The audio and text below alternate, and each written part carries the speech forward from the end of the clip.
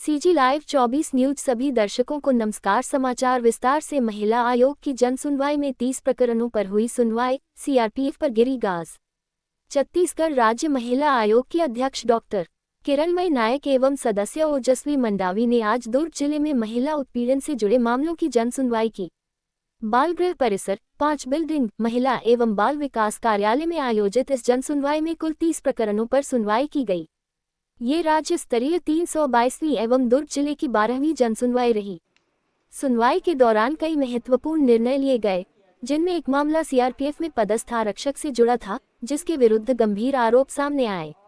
आरोप है कि नावेदक ने अपनी पत्नी को गर्भावस्था के दौरान घर से निकाल दिया और बच्चे के जन्म के बाद भी न तो पत्नी से मिलने गया और न ही नवजात को देखने आया। साथ ही महिला और उसके परिवार के सभी सदस्यों के मोबाइल नंबर ब्लॉक कर दिए। महिला आयोग ने इस मामले को गंभीरता से लेते हुए अगली सुनवाई 25 जून को दंतेवाड़ा कैंप में तय की है और इसके पश्चात ये प्रकरण रायपुर कार्यालय में स्थानांतरित किया जाएगा। एक अन्य मामले में वृद्ध सास ससुर उम्र 87 और 80 वर्ष के खिलाफ उनकी बहू द्वारा लगातार झूठे आरोप लगाकर उन्हें मानसिक रूप से प्रताड़ित करने की शिकायत पर आयोग ने गंभीर टिप्पणी की। CG live 24 news like comment subscribe करें। कितना कुछ सीखने को मिल रहा है किरणमयी नायक जी से।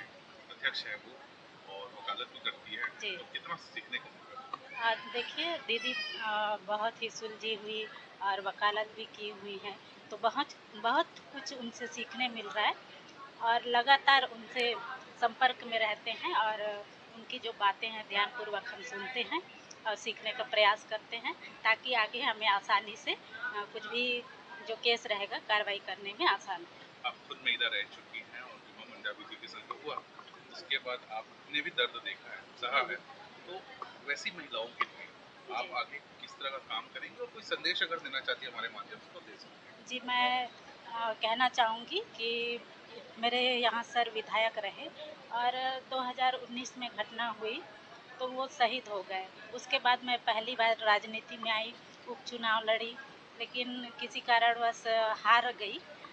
पर शासन ने फिर मुझे महिला आयोग में सदस्य बनाया है और मैं चाहूँगी कि जो महिलाएं दंतेवाड़ा क्षेत्र में बस्तर संभाग मेरे सह प्रभार आता है, जैसे दुर्ग में मैं प्रभारी हूँ और बस्तर संभाग सह प्रभार, तो वहाँ का भी देख रेख करती हूँ।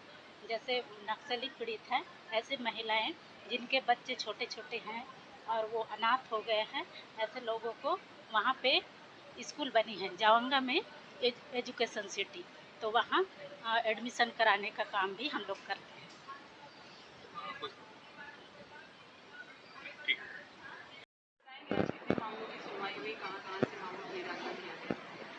दुर्ग में हमारी महिला आयोग की ये 12वें क्रम की जन सुनवाई है और टोटल राज्य स्तर पर 322वीं जन सुनवाई है।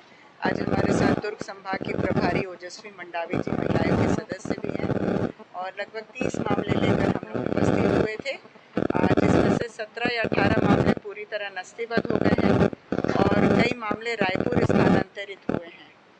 तो ये हम कह सकते हैं कि अभी दुर्ग के मामलों में हमने काफ़ी अच्छा परफॉर्म हुआ है और अभी रायपुर के बाद में बिलासपुर और दुर्ग जिले ही है जहाँ से जनसंख्या केसेस की संख्या ज़्यादा है। अभी लगभग 150 केस यहाँ के लंबित हैं हमारे पास में। तो ये है, और कुछ पूछना हो तो। पिछले 5 साल के कार्यकाल में देखिए, पिछले 5 साल के कार्यकाल में लगातार 322 जन सुनवाई हो चुकी है और पूरे छत्तीसगढ़ के सभी बड़े जिलों का 10 से अधिक बार दौरा हो चुका है और छोटे जिलों में भी 3-4 बार हम पहुंच चुके हैं। तो हम महिलाओं को क्विक रिलीफ और क्विक डिस्पोजल देते हैं, निःशुल्क और त्वरित न्याय होता है, उनको कोई खर्च भी नहीं होता है और बहुत बड़े बड़े मामले यहाँ पर सुलझाए गए हैं।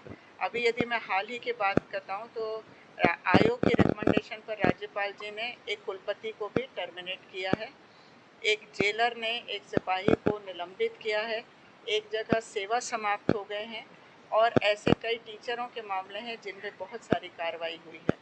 तो ये तो हमारी अनुशंसा पर राज्य पर ऐसी कार्रवाइयाँ हो रही हैं और महिलाओं को रिलीफ देने में भी हम बहुत आगे हैं। अभी राष्ट्रीय महिला आयोग की अध्यक्ष आई थी, उन्होंने भी कहा कि ऐसी सुनवाई नहीं होती है, जो हमारी फाइलें होती हैं, जो हम डॉक्यूमेंट्स लेते हैं, जिस तरीके से विस्तार में हम जन सुनवाई करते हैं, ऑल ओवर इंडिया में कोई महिला आयोग इस तरीके की जन सुनवाई नहीं करता। आप वकालत भी करती हैं, तो उसका इस्तेमाल कितना करती हैं केसेस को? देखिए, वकालत की वजह से ही हम कानूनी पहलुओं को बहुत अच्छे से जानते हैं और महिलाओं को हम कानूनी पहलू समझाते भी हैं, क्योंकि यदि किसी भी पति पत्नी के बीच कोई मामला एक बार कहीं जाता है किसी न्यायालय में, तो उनको 5 से 7 मामले भुगतने पड़ते हैं और उनमें वकील की फीस, खर्च और लंबी प्रक्रिया से गुजरना पड़ता है। और हमारे यहाँ जब आते हैं ऐसे पति पत्नी के मामले और हमारी समझाइश के बाद दोनों को समझ आ जाता है, तो कई बार महिलाओं को एक मुश्त भरण पोषण भी दे देते हैं, उनका सुलहनामा भी बन जाता है, म्यूचुअल डिवोर्स का भी हो जाता है और सब कुछ सहमति से होता है। तो उनको दहेज का सामान वापसी के लिए भी नहीं परेशान होना पड़ता है। अभी तक मैं यदि आपसे कहूँ कि दहेज का सामान वापसी की जो मैक्सिमम चीज़ है, वो इधर दुर्ग का ही एक मामला था जैन परिवार का, जिसमें साल भर की शादी थी और 67 तोला गोल्ड और 19 किलो 750 ग्राम चांदी महज 3 दिन के अंदर वापस करवाया था। और अभी एक लिव इन वाला मामला आया था हमारे पास, जिसमें आवेदिका को 20 लाख रुपए एक मुश्त दिलाए गए। तो ये हमारे आयोग का मिनिमम और मैक्सिमम मैं आपको फिगर बता रही हूँ। बाकी तो महिलाओं को जो छोटा मोटा रहता है कि भरण पोषण मिले, बच्चों की कस्टडी मिले, ये सब तरह के मामले हमारे पास चल रहे हैं। जुलाई के बाद